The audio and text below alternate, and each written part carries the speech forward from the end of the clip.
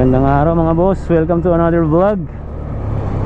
So for today's video, meron na kaming delivery lang ulit kami ngayon. So meron ng booking documents lang kukunin namin sa LTO Novaliches, tapos dadalhin namin sa Malabon. Malabon yun, mahal di ba? Panalo naman siya, medyo mataas yung bayad. Mas mataas pa talaga yung bayad ng delivery kaysa sa pasahero kaya parang napaganda pang meron akong ubo Pero hindi naman palagi, minsan sakto lang. So samahan nyo kami, saglit lang naman to, kukunin namin sa LTO Novaliches. OR daw, OR saka yung insurance, pero hindi kasama yun. Alam ko OR lang makukuha niya doon o malalaman natin pagdating natin ng LTO. Kaya samahan nyo kami para malaman nyo kung anong buhay ng joyride delivery.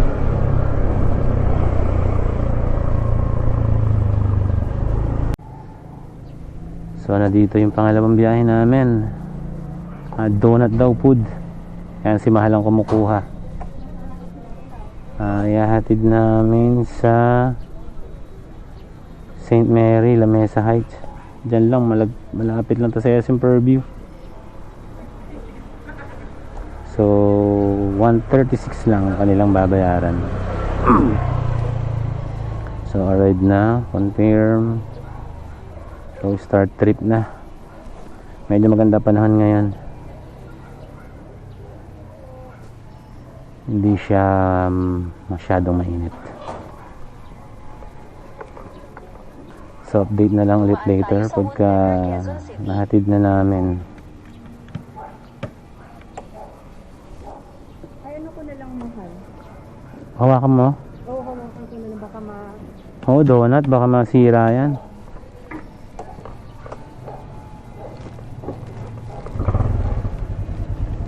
So update na lang ulit later.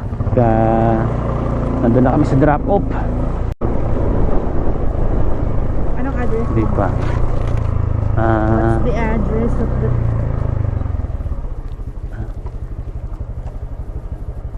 Teka, titingnan natin.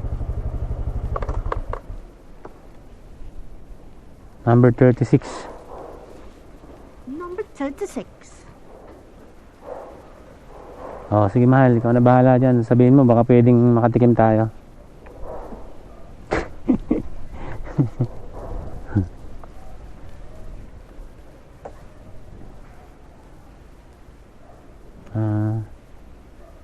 Si Rosel, Mahal, hanapin mo Rosel.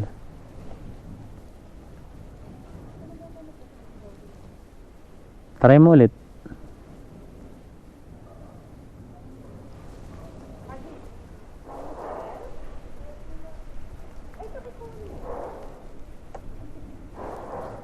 Oh, yan na. Complete trip na.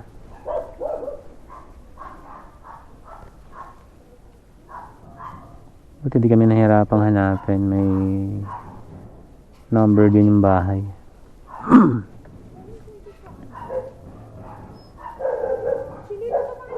Ha? Ano na? Hillcrest? Oo.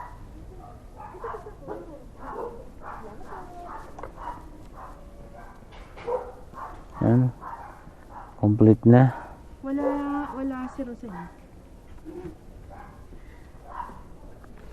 Wala daw? Oo. Bakit active pa? Continue. Addict to Baka na nga phone, Mahal. Wait.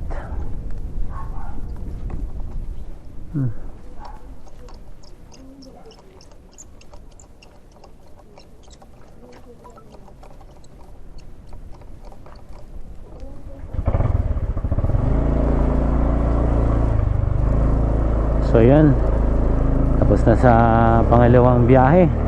So nakuha na namin yung documents.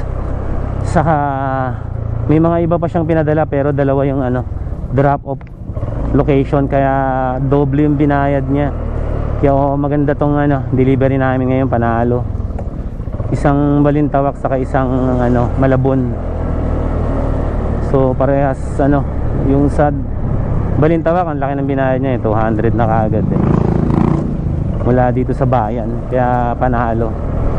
So update ko ulit kayo later pagka nadala na namin yung isa na padala naman niya, mga galing to ng Japan, kape, noodles, chocolates. Kasi ewan ko lang kung ano isang nakabalot, di ko nakita may balot kasi siya, hindi siya kita kung ano yung laman, pero mga mukhang rin pagkain. Kaya update ko kayo later pagka nandun na kami sa drop off sa Balintawak. Na-drop na namin yung unang parcel. Madali lang naman hanapin. Dito kami sa EDSA pinadaan. Tapos yung pangalawa na documents, EDSA pa rin kami, dire-diretso lang, monumento.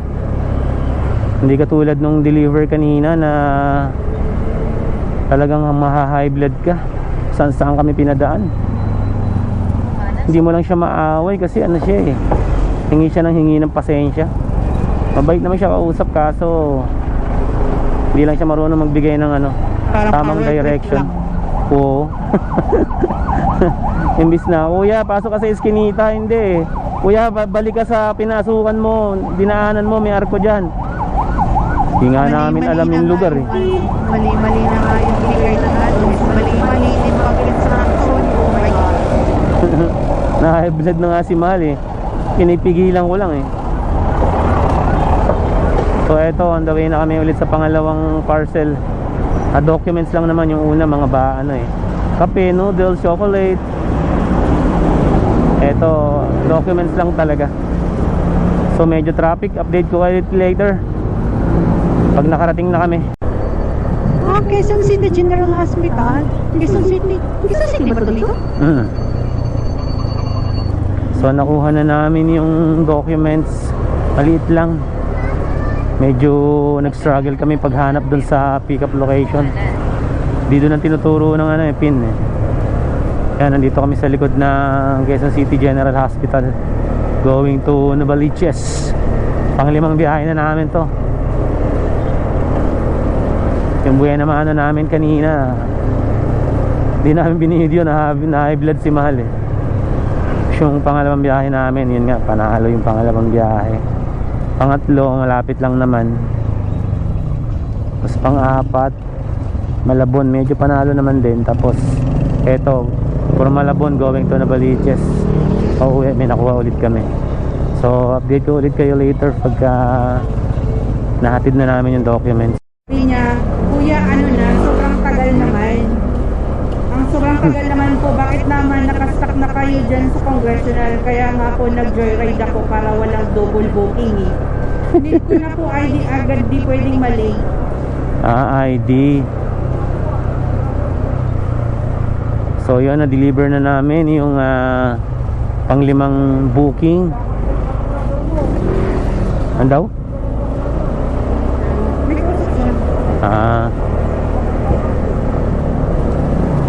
Natagalan sa amin yung customer kasi akala niya nasa congressional pa kami. Yung location namin kasi hindi gumagalaw. Laging ganun nangyayari sa sa apps. Kaya minsan yung customer kinakancel niya kahit nandun ka na. Ilang beses nangyari sa akin yun. Kasama rin kita, Mahal, di ba nangyari sa atin yun? Yes, ilang beses. Minsan sasabihin ng customer, kuya, nandiyan ka na dito sa location, di ka gumagalaw Addict tong si si apps pahamak Sino ba Mahal? Sino ba may kasalanan? Yun lang hindi natin alam kung si Google or si Waze. So yun, hanap muna ulit kami ng isa pang biyahe. Siguro after ng isa pa, pahinga na. Hindi pwede, hanggang gabi. Mukha mo. Kala mo naman totoo. Ikaw lang naman ang inaano ko. Siyempre, ikaw nagdadrive.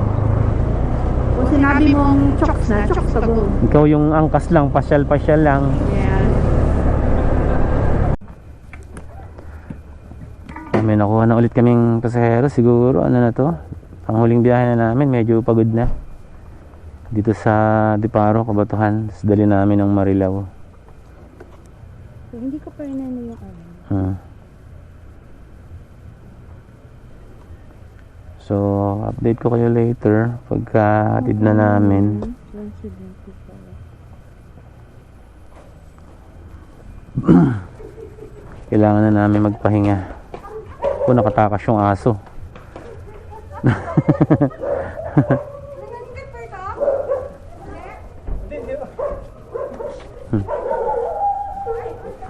Kaya nasa dulo. Diyan ka na sa dulo. Ang hirap pala hulihin ng ganong aso pag nakawala. So, yan. Hatid ko kayo. Hatid muna namin to. Nandito na kami. Delivery. 175 po. Mali yung address na binigay. Lot 3 pala, hindi lot 5. Mas maganda talaga pag may kasama kapag delivery. May taga-tanong. Naging taga-tanong si Mahal. So last na biyahe na namin to. Pahinga na kami kasi parang uulan.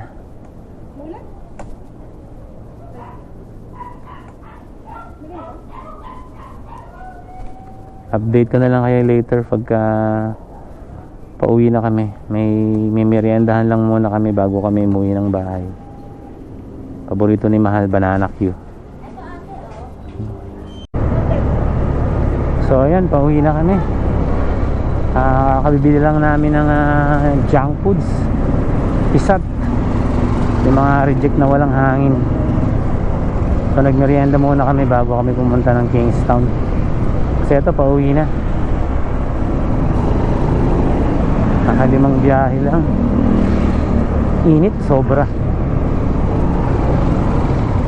So kumita naman ng maayos. Goods naman ang biyahe. So pauwi na kami. Pahinga na. Sa mga walang sawang nanonood, maraming salamat. Sa mga subscriber at sa mga hindi pa nagsusubscribe na nanonood ng aming video, kung nagugustuhan nyo, mag-subscribe na po kayo. At huwag nyo kalimutang mag-comment. Pindutin nyo na rin ang notification bell para updated kayo pag may bago kaming upload. Maraming salamat sa walang sawang nanonood. See you in the next one.